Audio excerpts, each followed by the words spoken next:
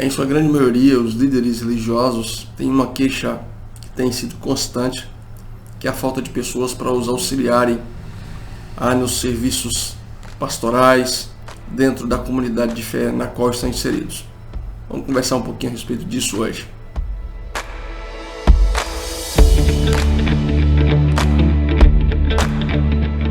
O apóstolo Paulo, exortando o jovem pastor Timóteo, em sua primeira carta, capítulo 3, versículo 1 a 13, ele diz que quem deseja o episcopado, excelente coisa deseja.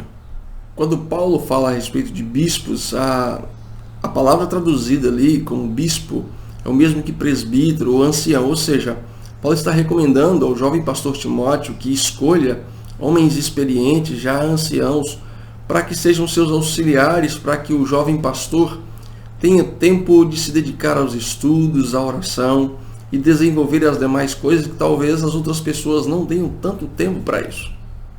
O ambiente de culto, o local onde nós nos reunimos, ele exige certos cuidados no que diz respeito às pessoas que ele congregam. Elas precisam ser cuidadas não só na sua maneira de adorar, não só no ensino, mas também o ambiente precisa estar devidamente adequado, preparado para receber as pessoas que ali vão estar. Tenho afirmado que a igreja existe para cuidar de pessoas e em todos os âmbitos. E isso não é extra-bíblico, isso é bíblico. Quando olhamos, por exemplo, para o Antigo Testamento, quando Deus institui a questão do culto, como seria, como deveria de ser, Deus separa Arão e seus filhos como sacerdotes para cuidar da vida espiritual do povo. Os levitas, Deus separa para cuidar da questão do templo, como organizar o tabernáculo, a limpeza, a montagem, a desmontagem, o transporte. Ou seja, os levitas, ao contrário do que muitos pensam hoje, não eram aquelas pessoas que ficavam apenas cantando no templo, mas eram responsáveis por todo o cuidado do ambiente, para que as pessoas que ali chegassem pudessem de fato adorar a Deus, dar o seu melhor naquele momento e receber também da parte de Deus, através das ministrações que ali eram feitas. Quando olhamos para a igreja primitiva, em Atos capítulo 6, versículos 2 a 4, vemos que os apóstolos, eles diante da demanda de atender às viúvas necessitadas, eles solicitam à comunidade de fé, a igreja primitiva, que escolhessem homens capazes, homens cheios do espírito, de sabedoria, para que os apóstolos pudessem ter tempo de se dedicar à oração, se dedicar ao estudo da palavra e cuidar da vida espiritual do povo. Voltando o nosso olhar mais uma vez para quando Deus institui o culto no tabernáculo, os sacrifícios, expiação pelo pecado, Deus diz através de Moisés que os levitas eram como um presente para o povo. E da mesma forma, o sacerdote Arão era aquele que estaria intercedendo junto a Deus pelo povo, levando o pecado do povo diante de Deus para que Deus os perdoasse. Então, observe que tanto no Antigo quanto no Novo Testamento, se colocarmos a vida espiritual e também os cuidados materiais, os cuidados com o ambiente de adoração, todos sobre uma pessoa, essa pessoa provavelmente irá ficar sobrecarregada. Nos dias atuais, o que mais nós temos ouvido falar é que estamos muito velhos para trabalhar e devemos dar oportunidade aos mais novos. Quando eu olho para as Escrituras, é justamente o oposto que eu vejo.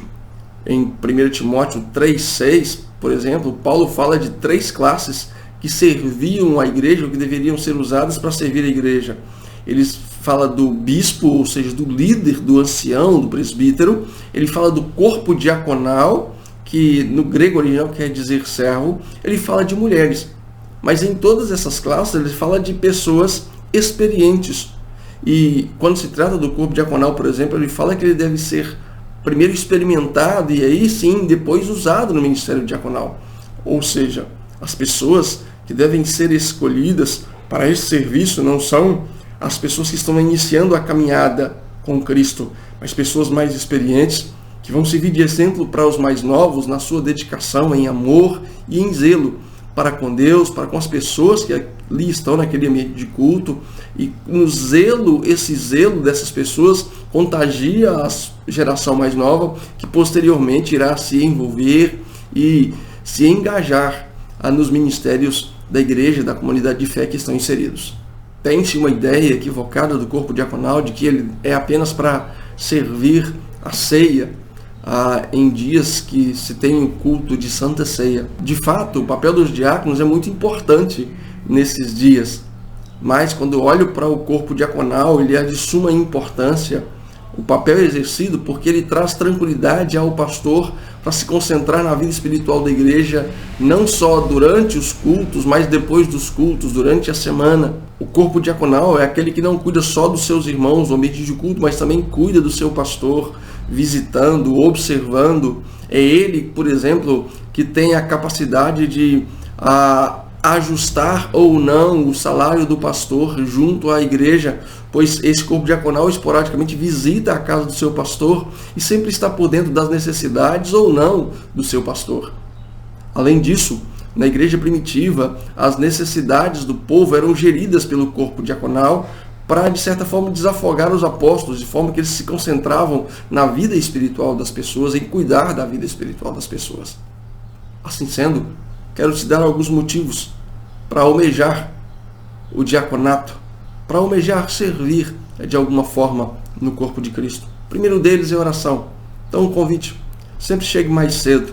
As pessoas precisam de apoio, os ministérios que ali estão precisam de seu apoio em oração. Então, ore antes do culto pelo seu pastor, pela mensagem que vai ser pregada, pelo louvor que vai ser ministrado pelas pessoas que ali vão estar. Outro aspecto, o ambiente de culto precisa de cuidado.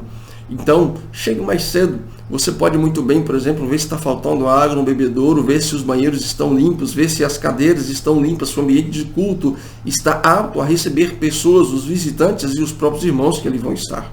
O mais importante de tudo, para se chegar mais cedo no templo, é porque visitantes vão ali chegar e precisam ser cuidados, precisam ser abraçados em suas necessidades. Geralmente o visitante, quando terminamos o culto, ele sai de forma rápida e quase ninguém dá atenção, ou muitas vezes ele quer a atenção do pastor.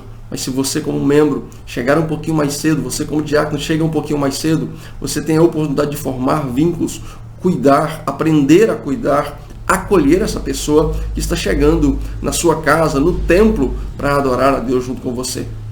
Você que chega mais cedo no culto, no pós-culto, fica mais fácil você se aproximar dessa pessoa, ter um diálogo, orar com ela, apresentá-la ao seu pastor, que muitas vezes chega atarefado, preocupado com a mensagem, tenso, nervoso, com frio na barriga, porque muitas vezes ele tem a responsabilidade de transmitir uma mensagem muito séria ao coração da igreja. Para encerrar nossa conversa, Jesus certa vez disse, na parábola dos talentos, quando alguém pega os seus talentos e enterra, ele diz: quanto ao servo inútil, lança-no para fora nas trevas, ali haverá choro e ranger de dentes. Não enterre seus talentos, sirva de alguma forma no corpo de Cristo, se integre a ele, se ajuste, sirva. Talvez você olhe para você e diga: eu não prego, eu não canto. Mas quando o apóstolo Paulo, aos Efésios, capítulo 4, versículo 11 a 13, ele não diz que temos todos o mesmo dom. Ele diz que uns são apóstolos, outros são profetas, outros evangelistas, outros pastores e mestres. Mas cada um de nós pode contribuir de alguma forma para o aperfeiçoamento do corpo de Cristo, até que chegamos à estatura da plenitude de Cristo.